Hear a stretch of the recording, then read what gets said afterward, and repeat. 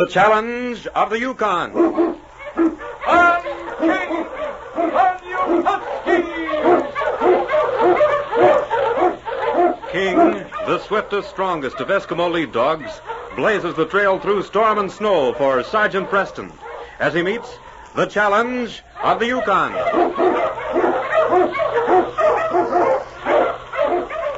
Sergeant Preston was typical of the small band of Northwest Mounted Police who preserved law and order in the Yukon during the gold rush of '98. That was the year that brought over 50,000 men swarming into the Klondike region, and the greed for gold led to frequent violence and bloodshed. But in spite of the odds against them, the force preserved a splendid record in maintaining the right. The challenge of the North was answered, and justice ruled triumphant.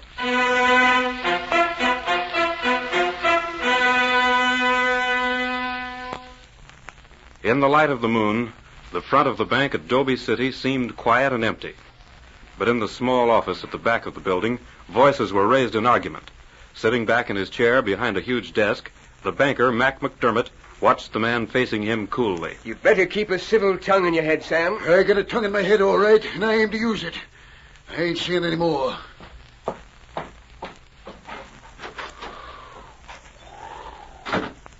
He looks mighty determined to me. If what he says is true, if you're keeping more than half of the gold, Mac... What if it is true? Who does the thinking for this outfit? Not any of you. You better start thinking then, because if he gets to the Mountie, it'll be jail for all of us. There's no reason why he should get to anybody, if you see what I mean. Try and stop him. He's mad, hopping mad. If it means going to jail himself, I'd lay money down he'd go through with it just to make sure you get there. And you two are so handy with your guns. You stopped those prospectors, didn't you? How?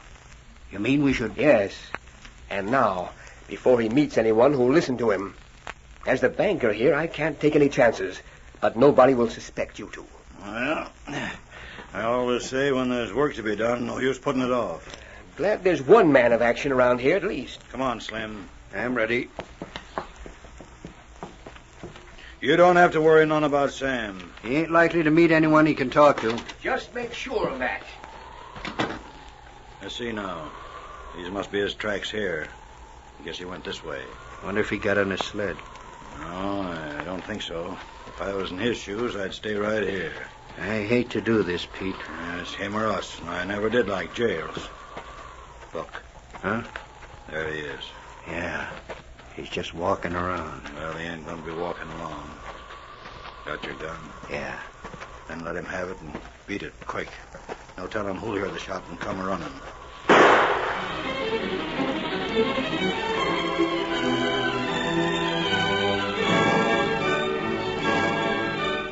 Riding into Dobie City late that night, Sergeant Preston glanced about the darkened settlement. We'll have to go pounding on Town Marshal's door, I guess, King.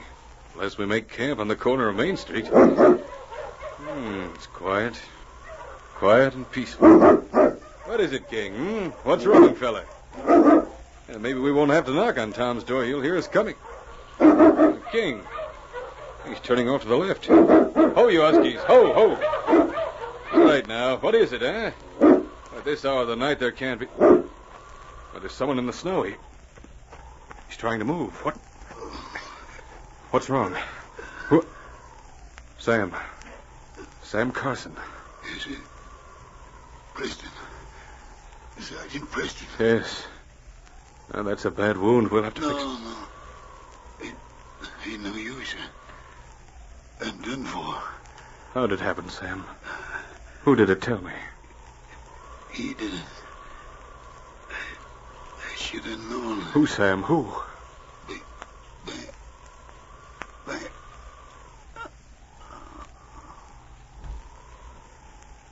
Dead. If only we'd found him sooner. So that's what you wanted me to see, King. But what was he going to tell me? He started to name the man who shot him. The next morning, miners and trappers crowded the streets and stores of the small settlement. Even at that early hour, the cafe was crowded. Bangs Murdoch often remarked his business began with the rising sun, and his doors remained open as long as there were men at the bar. Sergeant Preston's eyes skimmed over the crowd till he saw Bangs at the far end of the room pouring drinks. Mike, you know doggone well I can beat you at poker any day in the year, even with my eyes closed. Why in tarnation ain't you ready to put down the cash and back up your boast? Because I swore off gambling to please the... Sergeant Preston. Say, when did you get in? Hello, Bangs. Hello, Mike. If I'd known you was coming... What'll you have? It's on the house. Oh, I forgot. It's kind of hard to offer the sergeant any hospitality in a cafe, ain't it? Mike here's just trying to start up a game of cards, Sergeant. If I hadn't made that promise to you not to gamble anymore, I'd be a richer man right now. You're a poorer one. Bangs, I'd like to talk to you for a few minutes. Me? Sure. If it's private, we can go back here.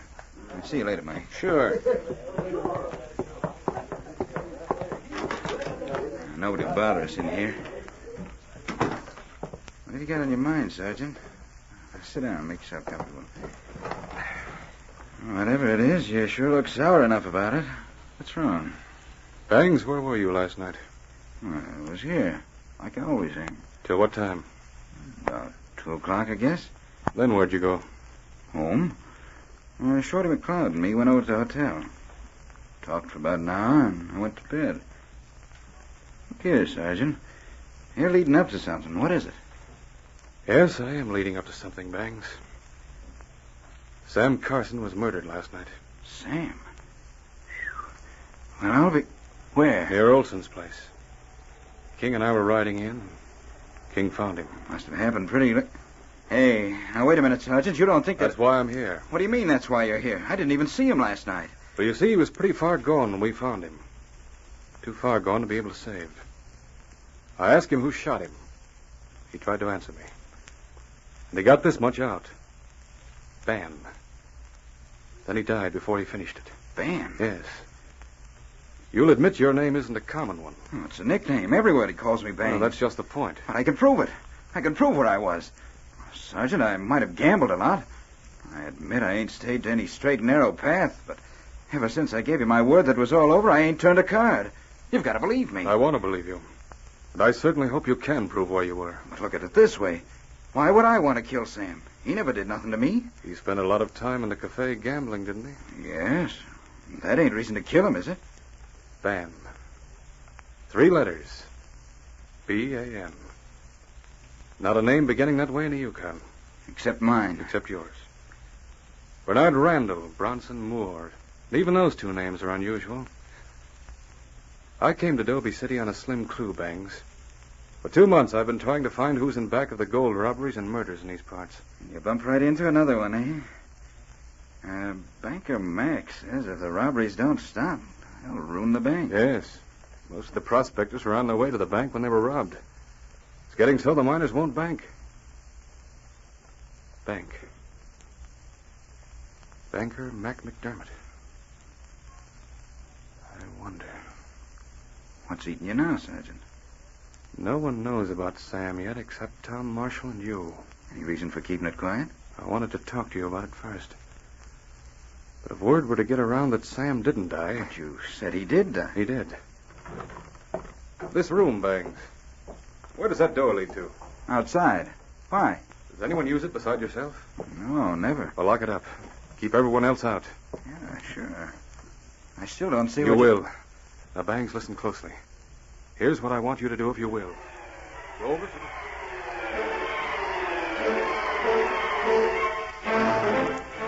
In his office at the bank, Mac McDermott hurriedly called a meeting with the 2 men who'd been with him the night before.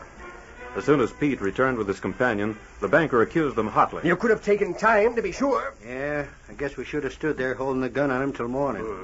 Who shot him? I did. Once? Once. He dropped right where he stood, boss. I could have swore Slim got him. Well, he didn't. If it hadn't been for that Mountie. Now, listen to me.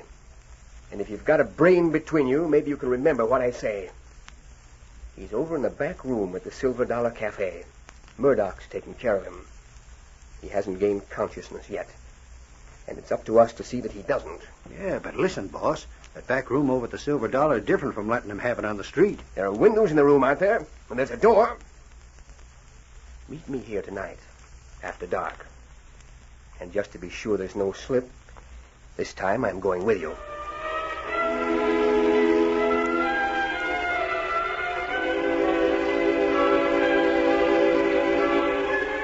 That night, the two men met the banker, and together they set out for the Silver Dollar Cafe. They were sure the raucous laughter and loud voices in the front of the cafe would cover any noise they might make. Streets were deserted, and darkness covered them. There's the cafe ahead. Back of it's all dark. That'll make it easier. First, we'll try the door. If nobody's with him, I ain't hankering to bump into Bangs or the Mountie. If anyone's with him, we'll get him through the window. And them, too. Remember, if he opens his mouth, the two of you are as good as dead. And you, too, remember that. Quiet now. Whose dog's that? Don't worry about any mutt. He probably is a stray Malamute.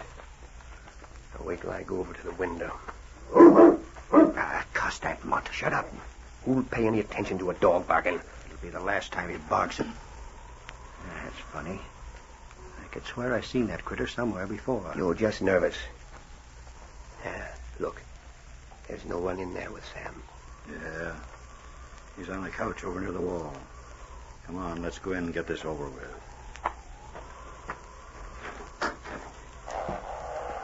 Say, it's unlocked. Come on. Shall I turn up the lamp? He's sleeping. What'll you turn it up for, you fool? You had less light to see in last night and you missed him. This time, make sure. You'll never know what hit him. Come on now, get out of here. Mix with the crowd out in front. Not so fast, McDermott. What in the... Preston, I thought I recognized that mutt. King sure did a good job of warning us that a pack of skunks was coming. So you came back to finish the job, did you, Mac? You ain't so smart after all, Monty. Put up your hands. Better put that gun away, Slim.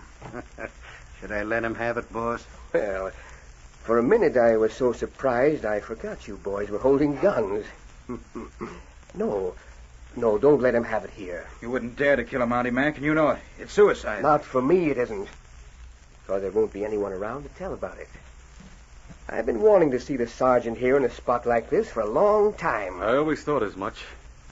Every time I looked into those greedy, murderous eyes of yours. I guess the same thing will happen to us that happened to Taylor, Abner Keller, and all the rest of the prospectors on their way to your bank. As a matter of fact, you're right. That's exactly what's going to happen. All right, now get moving. Hey, Sergeant, ain't you... Shut up. Just keep going. You heard him. What about Sam? Somebody will find him in a couple of hours. This time his mouth is shut for good. Well, empty-handed, the Mountie don't look so brave, does he? You're forgetting something, Mac. My partner. Look out for that mutt, Slim. Hold a gun on me, will you? No! Let go of my arm. Help! You got the gun, Sergeant? Yes, I've got it. Stop, McDermott. You won't take me. After it, King. You'll get him. I never saw a dog like that in all my life. Where's... Oh, Pete here got caught by a haymaker he wasn't expecting. nice work, Bangs. Well, McDermott didn't get far. Wait till he finds out there was firing at a blanket roll. Blanket roll? That's right, Slim. You did kill Sam the other night. Bangs circulated the story that he'd only been wounded. You believed it. This one's coming too, Sergeant. On your feet. Come on. Start moving, Slim. You too, Pete. We'll see how King's making out with his partner. Stay away from me. You hear? Good work, King. All right, get in line, McDermott.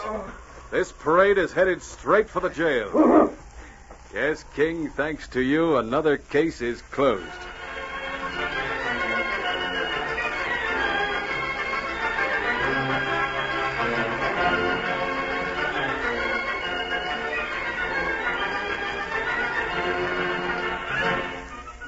Challenge of the Yukon, a copyrighted feature of the Challenge of the Yukon, Incorporated, brought to you every Saturday at this time, originated in the transcription studios of WXYZ Detroit. The characters and events in tonight's drama were fictitious. Bill Morgan speaking. This is the Michigan Radio Network.